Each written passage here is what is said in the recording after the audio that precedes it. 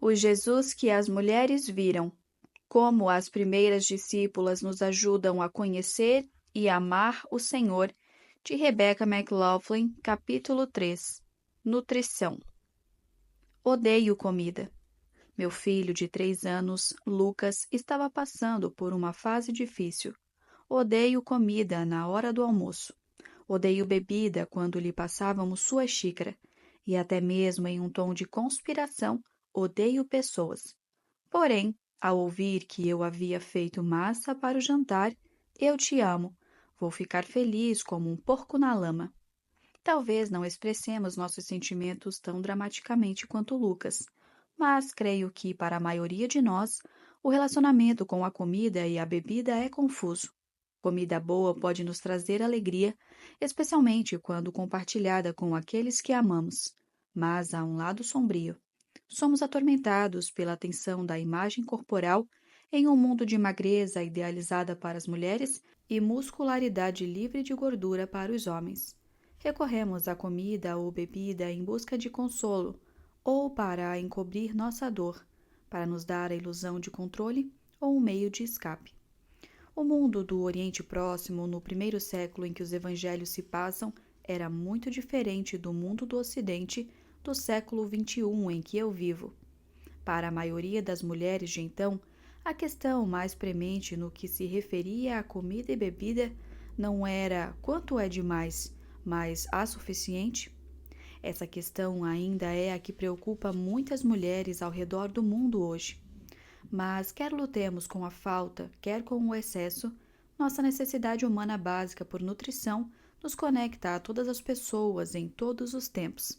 Neste capítulo, examinaremos 4 conversas que Jesus teve com mulheres e que aludem à comida e à bebida. Enquanto Jesus conversa com essas mulheres sobre água, pão e vinhos espirituais, nós o vemos pelos olhos delas como aquele de quem vem a verdadeira nutrição. Nós o vemos também como o único que realmente conhece o melhor e o pior de nós e que nos dá uma identidade que vai além de tudo que as redes sociais poderiam captar ou de que a idade avançada poderia nos privar. Da água para o vinho. Meu marido e eu nos casamos 2 vezes. Primeiro em junho em Cambridge, no Reino Unido, e depois em outubro na cidade de Oklahoma, nos Estados Unidos. Na Inglaterra, casamentos são acompanhados de álcool. Tradicionalmente, a família da noiva paga pelo casamento e a família do noivo paga pelo vinho. Porém, em Oklahoma, onde Brian cresceu, há uma forte tradição entre os cristãos de não beber álcool. Então, no nosso casamento de Oklahoma, foi a seco. Entendo ambas as visões. A Bíblia nos alerta claramente contra a embriaguez e vidas e famílias inteiras podem ser destruídas pelo álcool. Para muitos, a abstinência é sábia. Mas o primeiro milagre registrado no Evangelho de João não é uma cura ou uma ressurreição. É a história de quando Jesus, em um casamento, transformou água no mais delicioso vinho. É nessa história que a mãe de Jesus, Maria, é mencionada pela primeira vez em João. Jesus e Maria estão em um casamento em Caná, uma pequena cidade ao norte de Nazaré, e o vinho acabou. Maria vai até o filho e diz: "Eles não têm mais vinho." A resposta de Jesus nos soa estranha. "Mulher, isso não me diz respeito. Minha hora ainda não chegou." Ao se dirigir à mãe como mulher, Jesus nos parece desrespeitoso, mas não é. A repercussão não é equivalente, mas, assim como chamar alguém de homem ou menina para nós pode ser amistoso e informal, chamar alguém de mulher na cultura judaica do primeiro século não era depreciativo. Uma tradução mais literal do que ele diz a seguir seria: "E o que temos com isso?" Nem Jesus nem sua mãe são anfitriões do casamento. Então, o fato de o vinho acabar não é problema deles. Mas Jesus acrescenta uma estranha observação: "Minha hora ainda não chegou." No Evangelho de João, a hora de Jesus indica sua crucificação. Talvez Jesus queira dizer que revelar seu poder agora causaria o tipo de problema que poderia levar a seu assassinato, e não era ainda o momento para isso. Mas, em vez de responder a Jesus, Maria apenas diz aos servos: "Façam tudo o que ele mandar." Ela não sabe o que Jesus irá fazer, mas sabe que a reação correta é confiar totalmente na orientação dele. Jesus diz aos servos que encham com água 6 potes de pedra com capacidade entre 80 e 120 litros. Quando estão cheios até a borda, Jesus diz: agora tirem um pouco e levem ao mestre de cerimônias. Depois de provar o líquido, o mestre de cerimônias chama o noivo e diz: o anfitrião sempre serve o melhor vinho primeiro. Depois, quando todos já beberam bastante, serve o vinho de menor qualidade, mas você guardou o melhor vinho até agora. O noivo deveria ser o responsável por fornecer o vinho para o casamento, mas Jesus assume o papel do noivo e fornece não apenas mais vinho, mas um vinho melhor do que o que os convidados haviam recebido no início. Essa pista da identidade de Jesus é desenvolvida mais a fundo no capítulo seguinte de João, quando João Batista diz sobre Jesus: é o noivo que se casa com a noiva. O amigo do noivo simplesmente se alegra de estar ao lado dele e ouvir os seus votos. Portanto, muito me alegro com o destaque dele. O Antigo Testamento retrata Deus como um marido amoroso e fiel para Israel, sua esposa muitas vezes infiel. No Novo Testamento, Jesus assume o papel do noivo. O milagre da transformação de água em vinho por Jesus indica tanto sua identidade como noivo, quanto a alegre provisão de Deus para seu povo. A Bíblia promete um banquete futuro de boa comida e vinho excelente. Isaías, por exemplo, declara: em Jerusalém, o Senhor dos Exércitos oferecerá um grande banquete para todos os povos do mundo. Será um banquete delicioso, com vinho puro e envelhecido e carne da melhor qualidade. Como acontece com tantas outras coisas que Deus fez, comida e bebida assim tão refinadas apontam para o seu pródigo amor por nós. Quando Jesus fornece o melhor vinho para o casamento em Caná, ele mostra que é a fonte desse banquete futuro, o banquete em que toda a nossa sede será saciada e nosso desejo de riso, união e alegria será realizado. Sua mãe Maria sabe o que ele pode fazer, então ela o chama. Mas a conversa seguinte de Jesus com uma mulher no Evangelho de João é com uma completa estranha. Água viva. Poderíamos esperar que uma conversa com a mãe fosse o diálogo mais longo de Jesus com uma mulher, afinal, ela seria a mulher mais adequada com quem um rabi solteiro poderia conversar, especialmente em particular. Mas, em vez disso, a conversa particular mais longa de Jesus registrada nos evangelhos é com uma mulher a quem os homens judeus teriam evitado a todo custo. Essa mulher é a primeira pessoa no Evangelho de João a quem Jesus se revela explicitamente como Cristo, e ela é a última pessoa em cuja companhia um rabi respeitável deveria ficar a sós. Jesus e seus discípulos estão a caminho de volta da Judéia, no sul, para a Galiléia, no norte, quando param junto a uma aldeia samaritana. A Samaria fica bem a meio caminho entre a Judéia e a Galiléia, mas os judeus frequentemente faziam uma rota tortuosa para evitá-la por causa da hostilidade entre judeus e samaritanos. Depois que os assírios conquistaram o reino do norte de Israel em 722 a.C., a maioria dos habitantes israelitas foi deportada. Alguns permaneceram e contraíram matrimônio com estrangeiros, transferidos para lá de outras partes do Império Assírio. Esses casamentos mistos produziram os samaritanos. Os judeus encaravam os samaritanos como contaminados, tanto racial quanto religiosamente. Como os judeus, eles adoravam o Senhor, mas reconheciam apenas os 5 primeiros livros da Bíblia, e enquanto os judeus adoravam no Templo de Jerusalém no Monte Sião, os samaritanos construíram um outro templo no Monte Gerizim.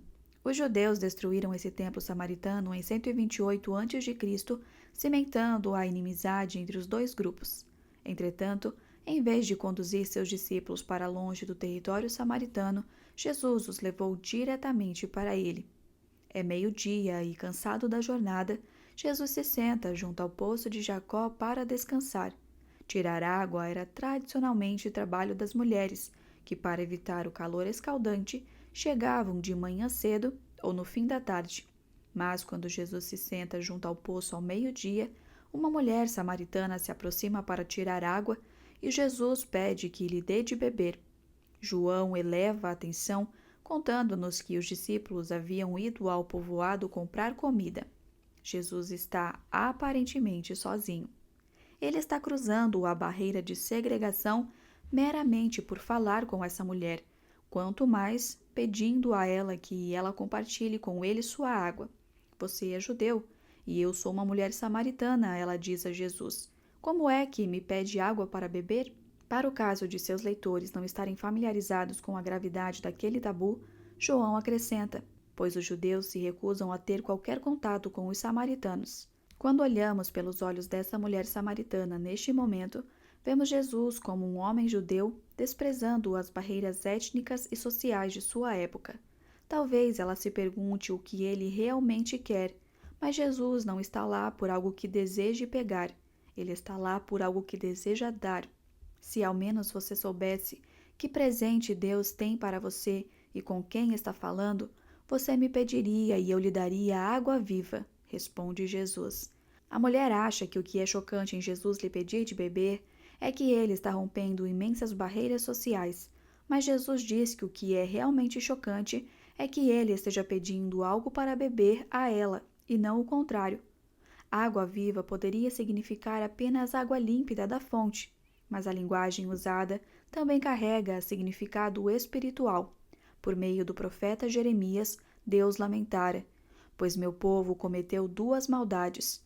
Abandonaram a mim a fonte de água viva e cavaram para si cisternas rachadas que não podem reter água. Mais tarde, Jeremias declara, abandonaram o Senhor, a fonte de água viva. Sentado junto a um poço literal, Jesus faz um comentário teológico. Ele é o Senhor, a fonte da água viva. A samaritana não entende o que Jesus quer dizer, mas percebe ainda assim que ele está fazendo uma alegação ousada. Mas você não tem corda e nem balde, e o poço é muito fundo. De onde tiraria essa água viva? Além do mais, você se considera mais importante de que nosso antepassado Jacó, que nos deu este poço?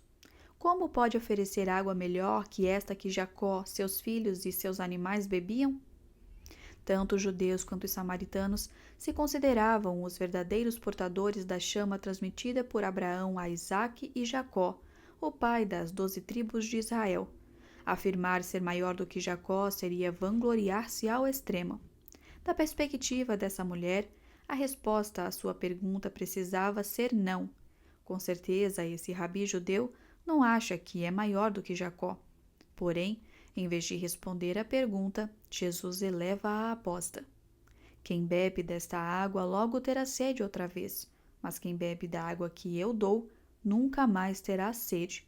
Ela se torna uma fonte que brota dentro dele e lhe dá a vida eterna. Jesus aqui vai ainda mais fundo na metáfora de Jeremias. Ele é a fonte de água viva e qualquer um que o recebe se tornará, por sua vez, uma fonte. Jesus fará o mesmo comentário mais tarde no Evangelho de João. Diante do templo ele exclamará: quem tem sede, venha a mim e beba, pois as Escrituras declaram: rios de água viva brotarão do interior de quem crer em mim.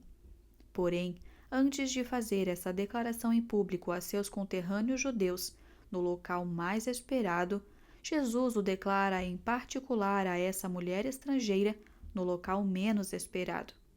A samaritana responde com uma mistura de incompreensão e esperança. Por favor, Senhor, dê-me dessa água. Assim, eu nunca mais terei sede, nem precisarei vir aqui para tirar água. Ela deseja o que Jesus diz possuir, mas não consegue entender o que ele está realmente lhe oferecendo. Muitas vezes eu me vejo neste lugar, vendo Jesus como um meio para um fim, suplicando-lhe por coisas que desejo, ou mesmo coisas de que necessito.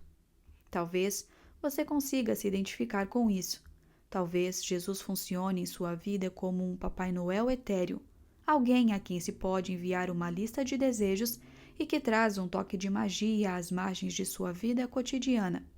Mas, embora Jesus seja a fonte de tudo o que temos de bom e goste de escutar nossas orações, se conhecêssemos a dádiva de Deus e com quem estamos falando, nós lhe pediríamos, em primeiro lugar e acima de tudo, que Ele nos desse Ele mesmo. O gesto seguinte de Jesus soa bem diferente aos ouvidos antigos e modernos. Vá buscar seu marido, ele diz. Da perspectiva do primeiro século, esse pedido está atrasado. Essa conversa a dois seria totalmente inapropriada, muito melhor que o marido estivesse lá. Da nossa perspectiva, pode soar misógino, como se Jesus não quisesse conversar com ela por ela mesma. Mas, à medida que a conversa se desenvolve, descobrimos que ambas as interpretações das palavras de Jesus são erradas. A mulher replica: "Não tenho marido", e Jesus mostra suas próprias cartas revelando-as dela. É verdade, você não tem marido, pois teve 5 maridos e não é casada com o homem com quem vive agora. Certamente você disse a verdade. Por que Jesus diz isso? Estará tentando humilhá-la? Não. Ele está lhe mostrando que conhecia a história dela já quando lhe pediu de beber. Essa mulher talvez seja moralmente desonrada, passada de um homem a outro. Àquela altura, na cultura dela, não muito melhor do que uma prostituta. Ou talvez tenha enviuvado várias vezes e agora esteja vivendo em um casamento não legalizado. Não conhecemos todos os detalhes, mas Jesus conhece, e ele não foge desta estrangeira de vida sexual duvidosa. Ao contrário, ele usa o que sabe da identidade dela para revelar mais sobre a dele. Como vemos Jesus pelos olhos dessa mulher? Ela comenta: "O Senhor deve ser um profeta." Essa samaritana entende que Jesus é um profeta porque ele vê toda a história dela. Essa estrangeira não é ignorada pelo Filho de Deus. Jesus conhece a história de vida dela, assim como conhece a sua e a minha. Percebendo que está conversando com um profeta, a samaritana levanta uma questão teológica. Então diga-me, por que os judeus insistem que Jerusalém é o único lugar de adoração, enquanto nós, os samaritanos, afirmamos que é aqui no Monte Gerizim onde nossos antepassados adoraram? O Monte Gerizim ao qual ela se refere provavelmente era visível do Poço de Jacó, mas, em vez de defender que Jerusalém seria o local correto para adoração, Jesus replica: "Creia em mim, mulher. Está chegando a hora em que já não importará se você adora o Pai neste monte ou em Jerusalém. Vocês, samaritanos, sabem muito pouco a respeito daquele a quem adoram. Nós adoramos com conhecimento, pois a salvação vem por meio dos judeus. Mas está chegando a hora, e de fato já chegou, em que os verdadeiros adoradores adorarão o Pai em espírito e em verdade. O Pai procura pessoas que o adorem desse modo, pois Deus é espírito, e é necessário que seus adoradores o adorem em espírito e em verdade." No casamento em Caná, Jesus disse à mãe que sua hora ainda não havia chegado. Agora ele fala a essa samaritana que está chegando a hora em que os verdadeiros adoradores de Deus irão adorá-lo não em templos, mas em espírito e em verdade. De fato, ele diz: "A hora já chegou."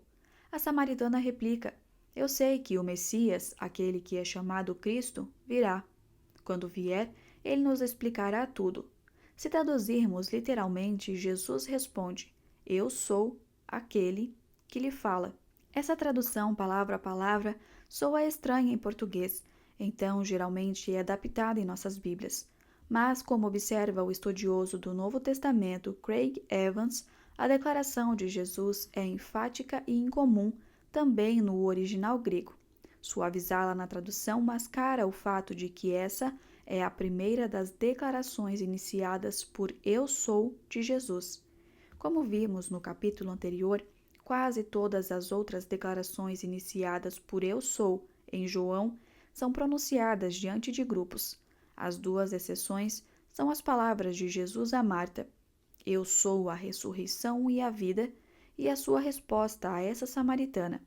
Essa é a primeira vez em João que Jesus declara explicitamente que é o Messias, e ao fazê-lo, Jesus faz uma alegação ainda mais extraordinária. Cada uma das declarações iniciadas por "Eu sou" de Jesus nos dá uma nova percepção de quem ele é. No início, suas palavras para a samaritana parecem ser uma exceção.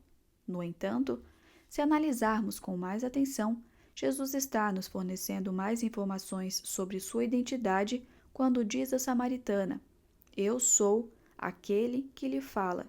Jesus alega ser o Messias e o verdadeiro Deus da aliança, mas ele é também aquele que está falando com uma mulher estrangeira de vida sexual duvidosa. Ele poderia ter dito simplesmente: Eu sou ele.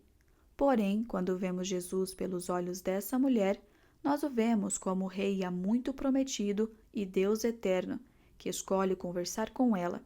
Por mais insignificantes que nos consideremos, por mais marginalizados que nos sintamos, independentemente de quantas vezes fomos abandonados e excluídos, aqui vemos Jesus como Deus que gosta de dedicar seu tempo a nós.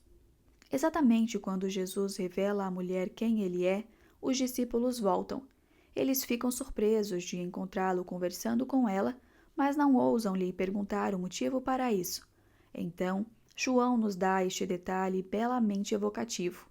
A mulher deixou sua vasilha de água junto ao poço e correu de volta para o povoado, dizendo a todos: Venham ver um homem que me disse tudo o que eu já fiz na vida.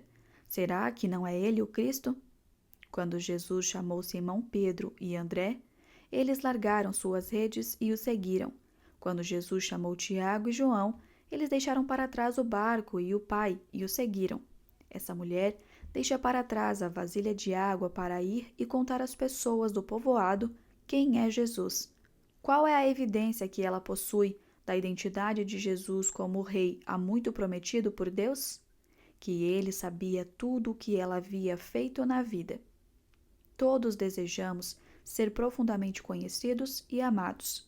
Com frequência, porém, sentimos a necessidade de gerenciar o quanto somos conhecidos, porque se as pessoas realmente souberem a verdade sobre nós, nossos pensamentos mais sombrios, nossa inveja, nossas fraudes, nossa luxúria, nossos relacionamentos fracassados, tememos não ser amados. Em Jesus, essa mulher encontrou um homem que a conhecia até o âmago. Ele podia tê-la ignorado no poço ou se afastado. Em vez disso, atendeu às suas necessidades mais profundas e contou-lhe quem é. O conhecimento de Jesus sobre essa mulher se tornou central para a mensagem dela sobre ele. João nos conta: muitos samaritanos do povoado creram em Jesus por causa daquilo que a mulher relatou. Ele me disse tudo o que eu já fiz. Quando saíram para vê-lo, insistiram que ficasse no povoado. Jesus permaneceu ali 2 dias e muitos outros ouviram sua palavra e creram. Então disseram à mulher: Agora cremos, não apenas por causa do que você nos contou, mas porque nós mesmos o ouvimos. Agora sabemos que ele é, de fato, o Salvador do mundo.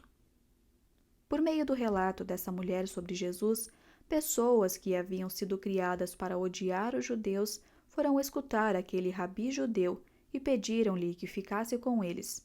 Quando ele lhes falou como havia falado com a mulher junto ao poço, eles o viram como verdadeiramente é, o Salvador do mundo, aquele cuja água viva está disponível a todos os que têm sede e vêm a ele. O pão das crianças. Em Marcos e Mateus, outra conversa com uma mulher estrangeira enfatiza o âmbito universal da missão de Jesus. Essa cena se passa em uma região de gentios ao norte da Galileia. Seu contexto imediato é um confronto de Jesus com fariseus que reclamavam que os discípulos de Jesus não lavavam as mãos ritualmente antes de comer. Jesus os chama de hipócritas e explica que não é o que entra pela boca que contamina, mas o que sai dela. Então Jesus se levanta e parte para a região gentia de Tiro e Sidom. Quando Jesus chega, quer permanecer oculto por algum tempo.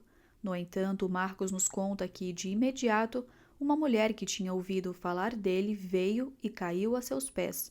A filha dela estava possuída por um espírito impuro.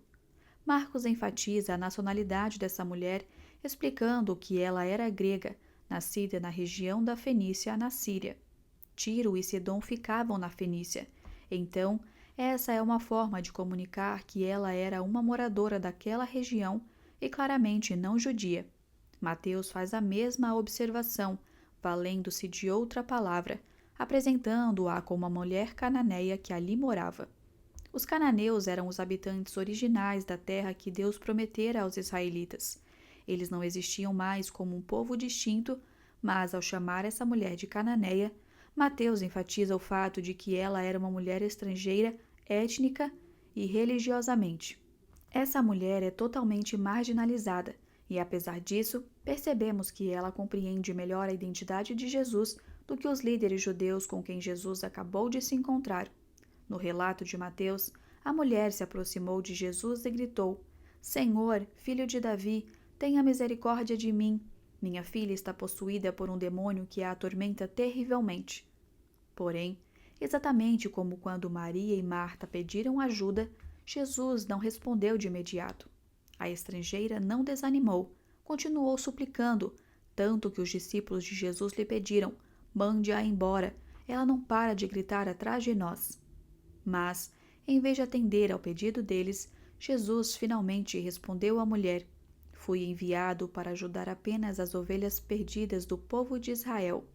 Jesus usou essa linguagem anteriormente em Mateus, quando enviou os 12 apóstolos para pregar e curar com a instrução: Não vão aos gentios, nem aos samaritanos, vão antes às ovelhas perdidas do povo de Israel. Os judeus deveriam receber a mensagem de salvação primeiro, mas a mulher não se deixa dissuadir. Ela se aproxima e se ajoelha diante de Jesus, dizendo simplesmente: Senhor, ajuda-me. Quando o meu filho de 3 anos, Lucas, não consegue obter minha atenção, ele às vezes se aproxima, agarra meu rosto e me pede algo com o rosto colado no meu. Essa mulher está se ajoelhando diante de Jesus, mas o efeito é o mesmo. A resposta de Jesus soa chocante para nós. Não é certo tirar comida das crianças e jogá-las aos cachorros. No Antigo Testamento, os israelitas costumavam ser chamados de filhos de Deus. Por sua vez, os judeus do templo de Jesus às vezes se referiam aos gentios como cachorros. Os discípulos judeus de Jesus talvez tenham até mesmo assentido com a cabeça quando Jesus falava, mas, em vez de recuar diante do insulto, a mulher reconstrói a metáfora de Jesus. Senhor, é verdade.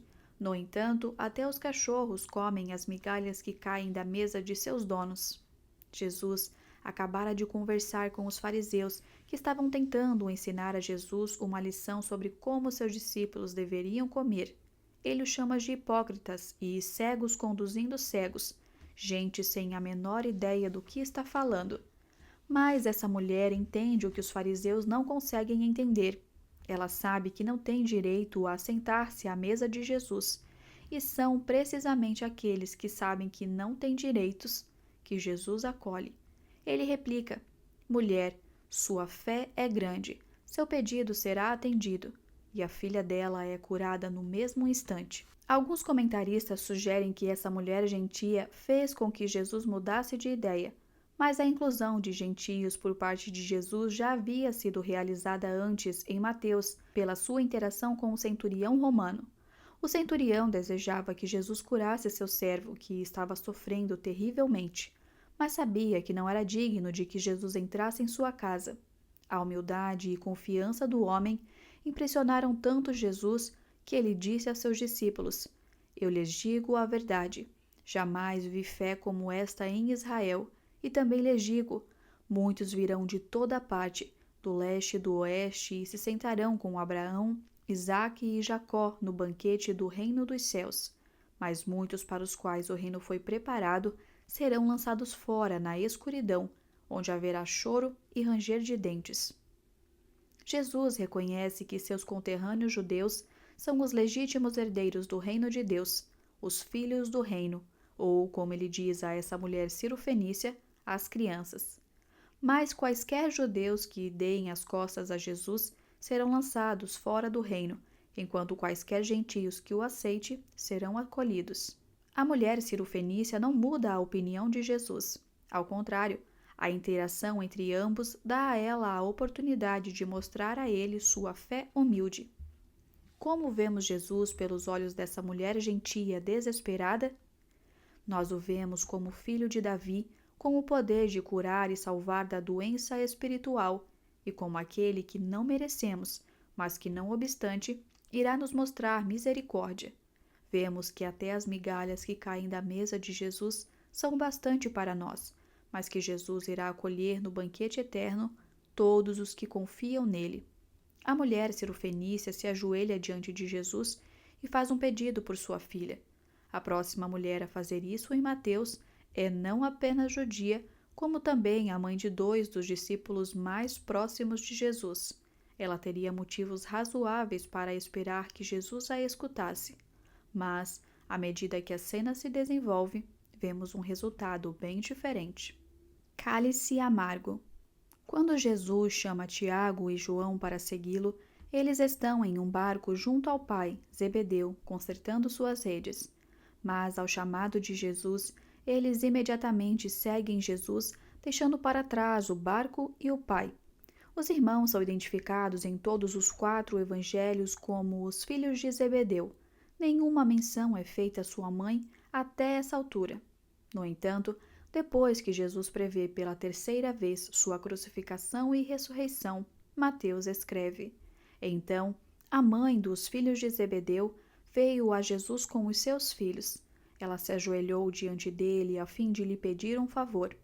As primeiras palavras dela registradas mostram que, como os apóstolos de Jesus, ela não entendeu o que é o reino de Jesus.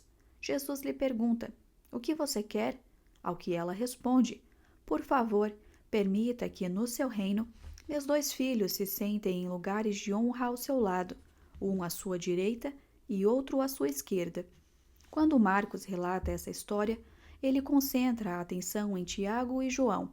Fica claro que tanto a mãe quanto os filhos estão unidos em seu pedido. Mateus, contudo, destaca o papel da mãe.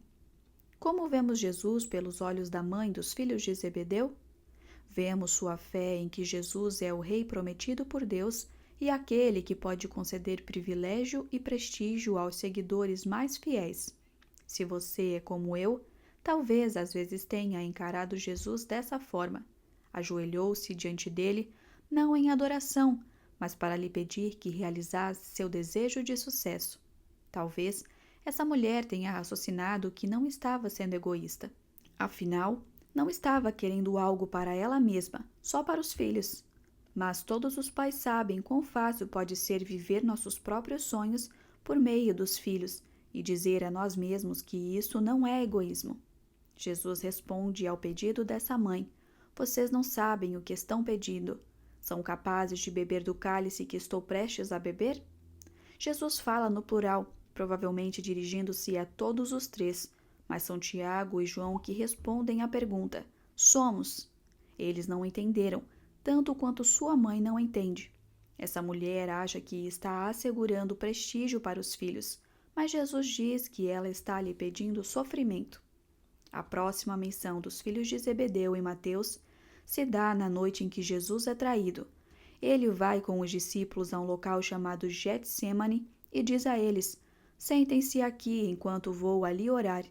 Mas então ele leva consigo Pedro e os 2 filhos de Zebedeu. Ele lhes diz: Minha alma está profundamente triste, a ponto de morrer. Fiquem aqui e vigiem comigo. E avançando um pouco, ele prostra-se com o rosto no chão e ora: Meu Pai, se for possível, afasta de mim esse cálice. Contudo, seja feita a tua vontade e não a minha. No Antigo Testamento, o cálice de Javé significava seu julgamento contra o pecado. O profeta Jeremias escreve: Assim me disse o Senhor, o Deus de Israel: Pegue da minha mão este cálice cheio do vinho de minha ira e faça que bebam dele todas as nações às quais eu o enviar. Espantosamente, a nação a quem o cálice é transmitido é o próprio povo de Deus. Isaías, Abacuque e Ezequiel usam a mesma metáfora. Ao se defrontar com a cruz, Jesus teme esse cálice. Poderiam Tiago e João beber dele? De forma alguma. Na verdade, enquanto Jesus está suplicando ao Pai, Tiago e João e todos os outros seguidores estão dormindo profundamente. No entanto, no início daquela noite, eles haviam bebido vinho de outro cálice.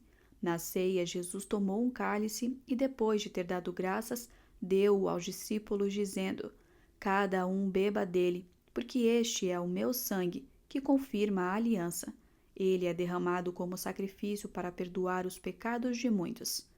Uma vez que Jesus iria beber do cálice da ira de Deus contra o pecado, Ele era capaz de compartilhar o cálice de seu sangue derramado pelo perdão dos pecados. Tiago e João também iriam beber do cálice de sofrimento, como seguidores de Jesus. Aliás, vemos Tiago martirizado no livro dos Atos. Os irmãos respondem à pergunta de Jesus, dizendo que seriam capazes. Jesus lhes diz: de fato, vocês beberão do meu cálice. Não cabe a mim, no entanto, dizer quem se sentará à minha direita ou à minha esquerda. Meu Pai preparou esses lugares para aquele que ele escolheu. O resto dos 12 apóstolos de Jesus ficaram zangados quando souberam do pedido de Tiago e João. Como eles ousavam tentar assegurar os principais lugares no reino de Jesus? Mas Jesus chama todos para si e explica que a grandeza em seu reino não vem do poder em causa própria, mas do serviço. Quem quiser ser o líder entre vocês, que seja servo, e quem quiser ser o primeiro entre vocês, que se torne escravo, pois nem mesmo o Filho do Homem veio para ser servido, mas para servir e dar a sua vida em resgate por muitos. A mãe dos filhos de Zebedeu deve ter sentido a força dessa repreensão. Ela havia entendido tudo errado, mas essa não é a última vez que ouviremos falar dela. A mãe dos filhos de Zebedeu é uma das testemunhas oculares da crucificação de Jesus, nomeadas por Mateus. Descobrimos neste momento que ela o havia seguido desde os primeiros dias de seu ministério na Galileia. Essa mulher viu a acusação sobre a cabeça dele. Este é Jesus, o rei dos judeus. Viu os 2 criminosos crucificados com ele, um à direita e outro à esquerda. Deve ter percebido naquele instante o quão errada estivera, mas permaneceu com Jesus até o fim e provavelmente depois viu seus 2 filhos, Tiago e João, se tornarem testemunhas corajosas de Jesus como Cristo ressuscitado, o rei que tomou do cálice e entrou em seu reino por meio da cruz. Estou com sede.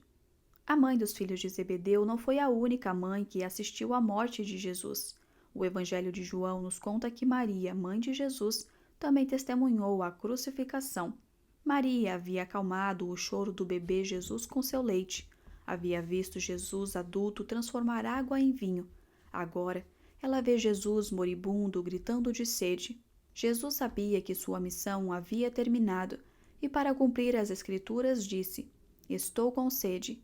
Havia ali uma vasilha com vinagre, de modo que ensoparam uma esponja no vinagre, a colocaram na ponta de um caniço de isopo e a ergueram até os lábios de Jesus. Depois de prová-la, Jesus disse: Está consumado. Então, inclinou a cabeça e entregou o Espírito. Como vemos Jesus pelos olhos da mãe neste momento? Vemos aquele que possuía o poder de transformar 120 litros de água de 6 potes de pedra no melhor vinho, padecer com sede e receber um gole de vinagre. Vemos a espada que atravessou a alma de sua mãe, como Simeão profetizara, e o preço extraordinário que Jesus pagou para que os pecadores como você e eu pudéssemos comer e beber e viver com ele para sempre. Recorremos à comida e bebida em busca de vida e consolo, libertação e força. Repetidas vezes nos evangelhos, Jesus se apresenta como comida e bebida. Seu primeiro "eu sou" foi pronunciado para a samaritana junto ao poço depois de lhe oferecer água viva. Ele faz sua segunda declaração iniciada por "eu sou", depois de alimentar 5.000 pessoas com 5 pães e 2 peixes. Eu sou o pão da vida. Quem vem a mim nunca mais terá fome. Quem crê em mim nunca mais terá sede. Jesus é a água viva e o pão da vida. A nutrição que ele dá deriva de sua morte. Eu lhes digo a verdade: se vocês não comerem a carne do Filho do Homem e não beberem o seu sangue, não terão a vida em si mesmos. Mas quem come minha carne e bebe meu sangue terá a vida eterna, e eu o ressuscitarei no último dia. Não sei como você se sente em relação à comida e bebida hoje.